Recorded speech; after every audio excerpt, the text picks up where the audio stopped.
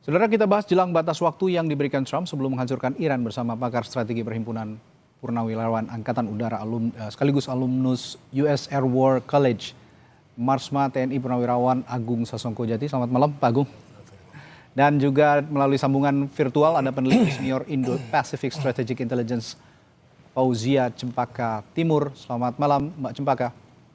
Selamat malam, Mas. Ya, saya ke Pak Agung dulu.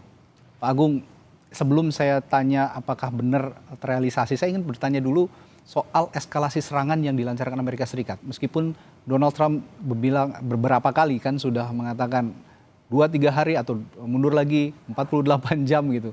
Tapi apakah menurut perspektif Pak Agung, eskalasi serangan itu sudah mulai tampak meningkat di Iran saat ini?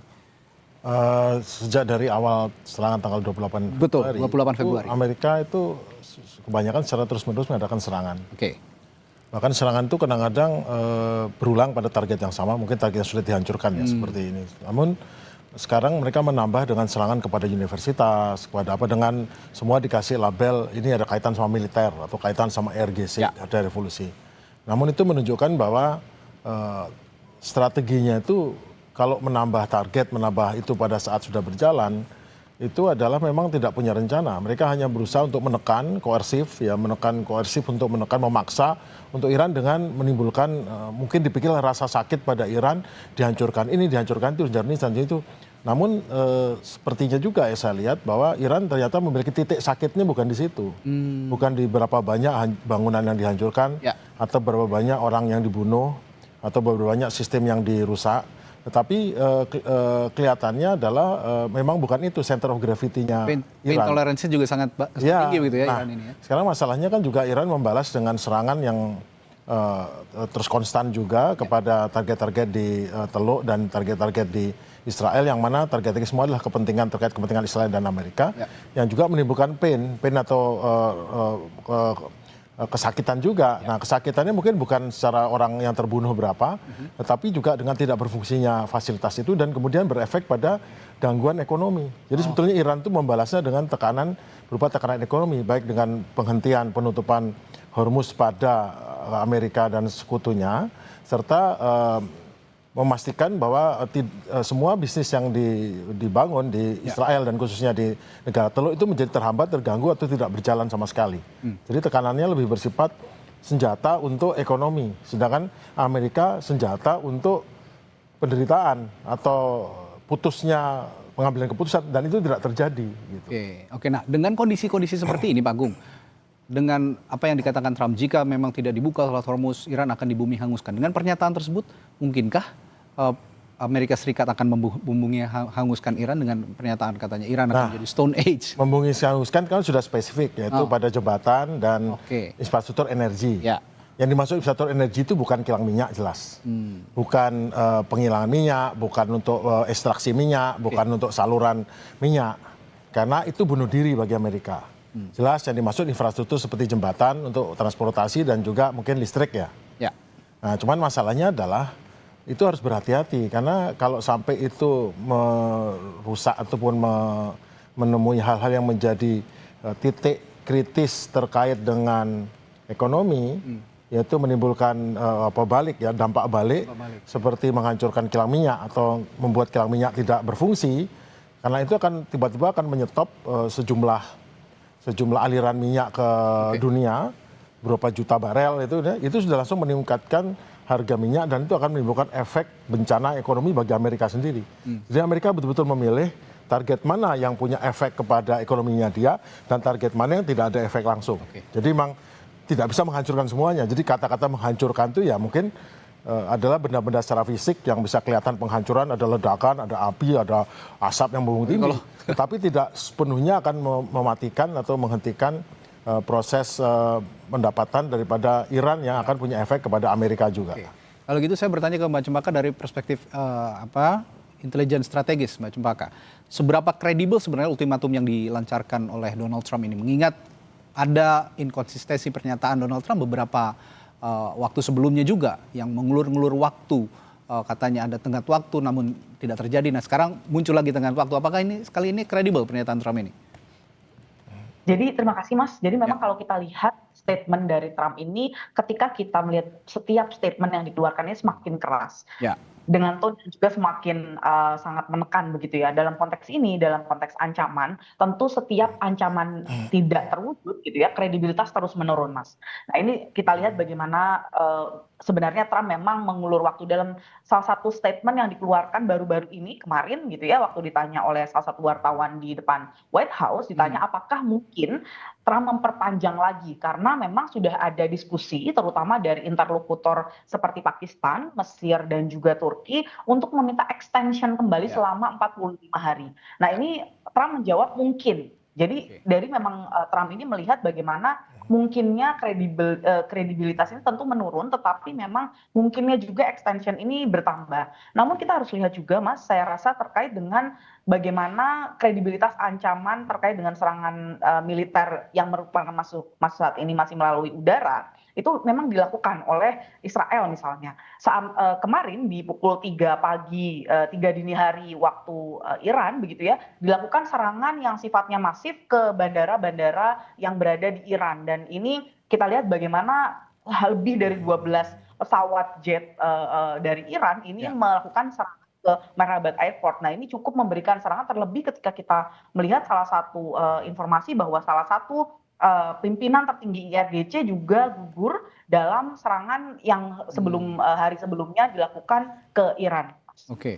Lalu bagaimana kemungkinan Iran juga nanti merespons misalnya dalam 24 jam pertama jika serangan benar-benar terjadi? Apakah Iran punya waktu cukup untuk mengaktifasikan seluruh pertahanannya?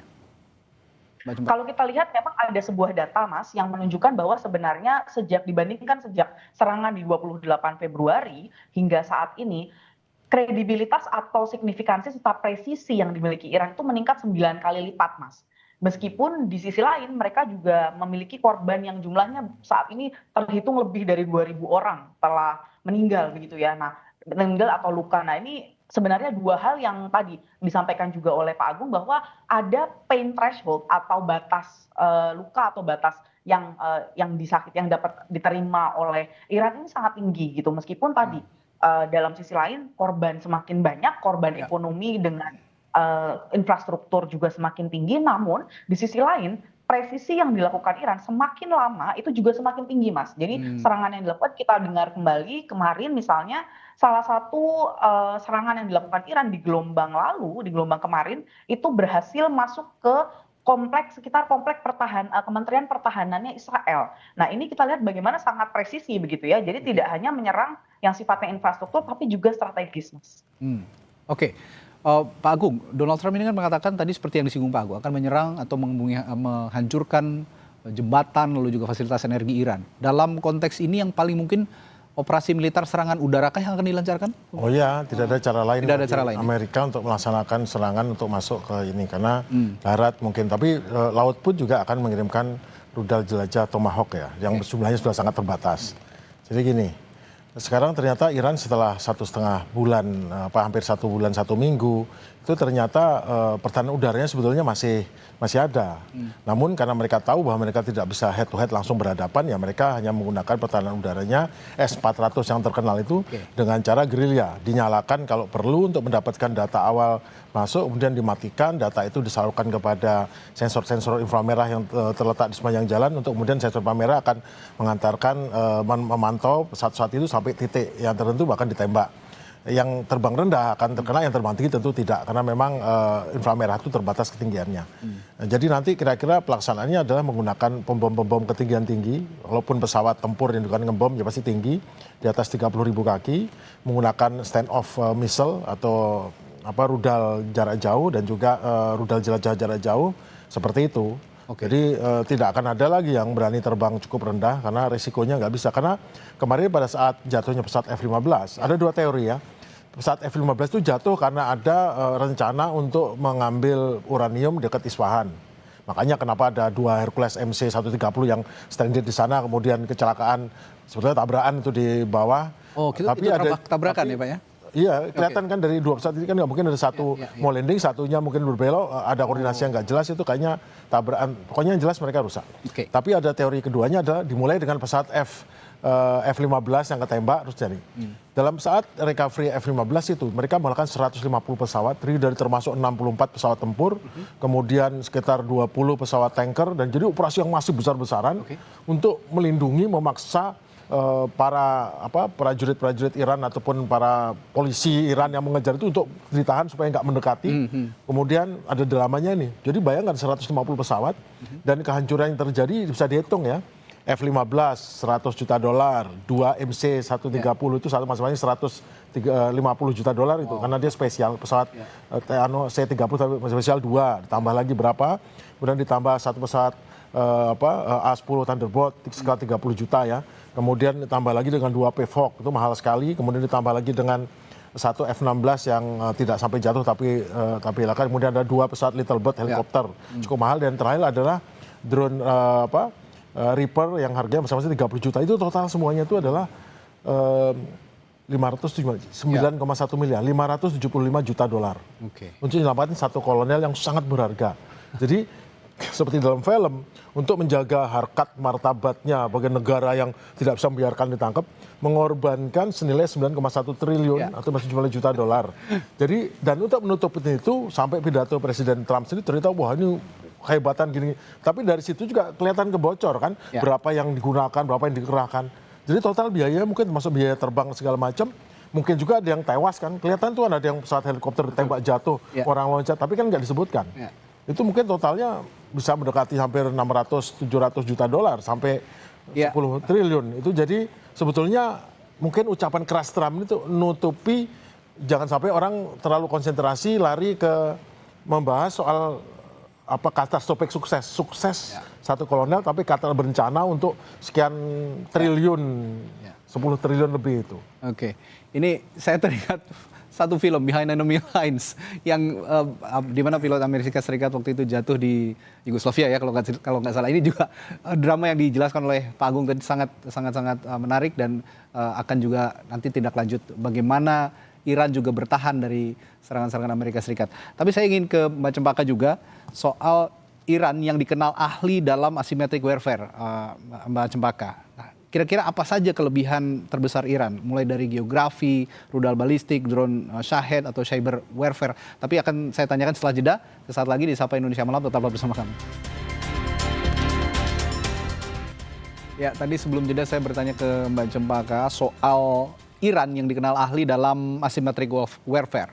Kira-kira Mbak Cempaka, dari analisis Anda, apa saja kelebihan terbesar Iran? Dari mulai geografi, rudal balistik, drone Shahed, cyber warfare, yang bisa kira-kira menyulitkan Amerika Serikat atau juga Israel meski kalah secara konvensional?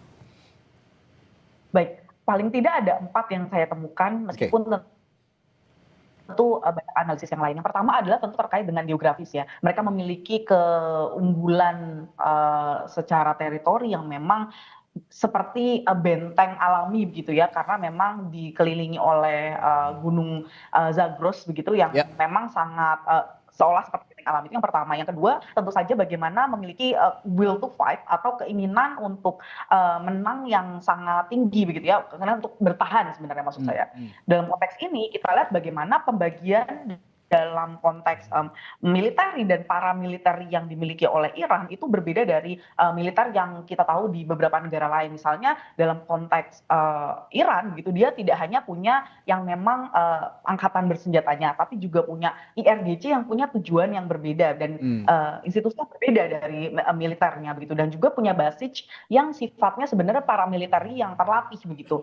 Nah, ini sebenarnya mengapa keunggulan atau will to fight-nya sangat besar. Dan tentu yang kita tidak lupa adalah yang keempat adalah bagaimana Iran memiliki keunggulan teritori kontrol terhadap Selat Hormuz yang tentu saja ini menjadi choke point yang tidak hanya membebankan beban perang ini pada Iran saja, tapi juga pada negara-negara lain, sehingga beban atau dorongan untuk berperang atau menyudahi perang ini tidak hanya datang dari Iran saja yang menjadi dalam target begitu ya, tapi juga dari negara-negara lain. Kita lihat bagaimana negara-negara interlokutor begitu ya lebih sangat berkejaran dengan waktu begitu ya, sangat tidak hanya 3 negara tadi yang saya sebutkan, tapi juga Oman misalnya yang saat ini tanpa mungkin tidak terlalu banyak disorot publik, tapi dia melakukan bilateral dengan Iran karena tentu saja kalau kita dengar salah satu diskusi terkait Selat Hormuz, statement yang dikeluarkan Iran adalah ketika kontrol Selat Hormuz ini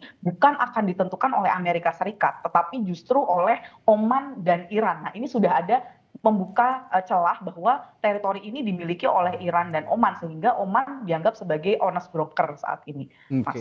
Oke.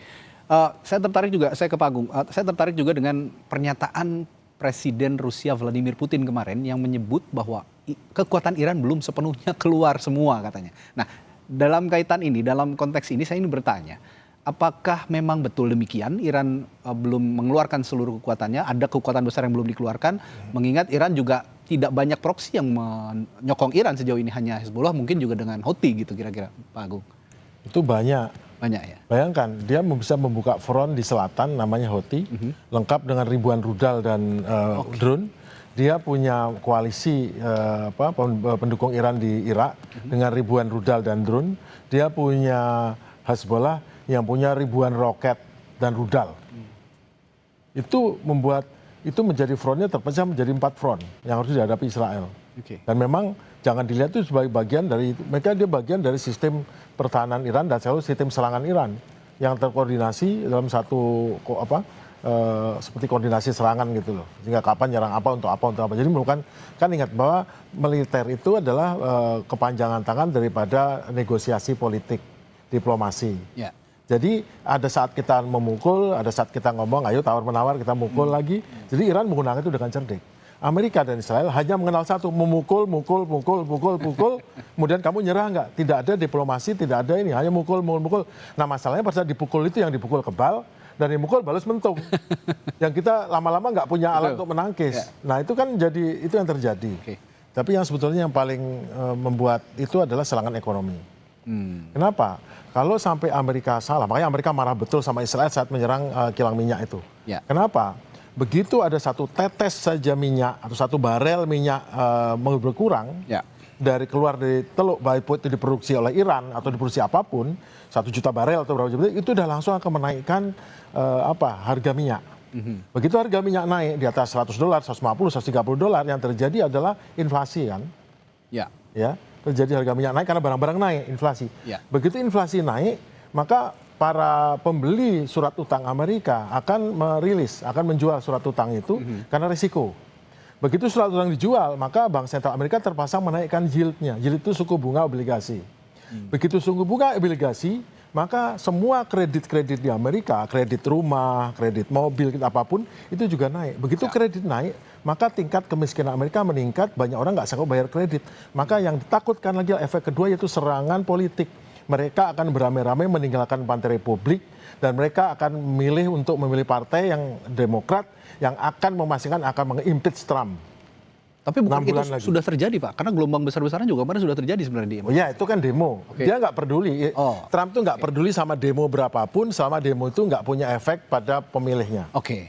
Tapi yang pasti akan buat efek pemilihnya bila serangan ini justru malah membuat harga minyak naik karena ada yang fasilitas terganggu, economic disaster begitu ekonomi minyak naik, maka terjadi inflasi karena barang semua naik. Begitu inflasi terjadi, maka orang jual surat utangnya Amerika, 34 triliun sekarang.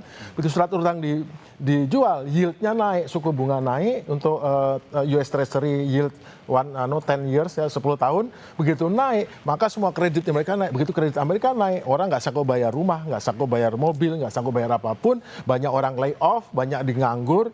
Maka yang terjadi adalah bencana politik bagi Republik. Jadi Trump ini ngancam itu, hati-hati. Yang diancam itu apa yang diancam itu adalah Iran atau yang diancam para pemilihnya. Itu yang terjadi. Saya ingin bertanya lagi kembali ke Mbak Cempaka soal kematian kepala intelijen Iran, Mayor Jenderal Syed Majid Khademi atau Majgen yang dikenal dengan Majgen ini ya.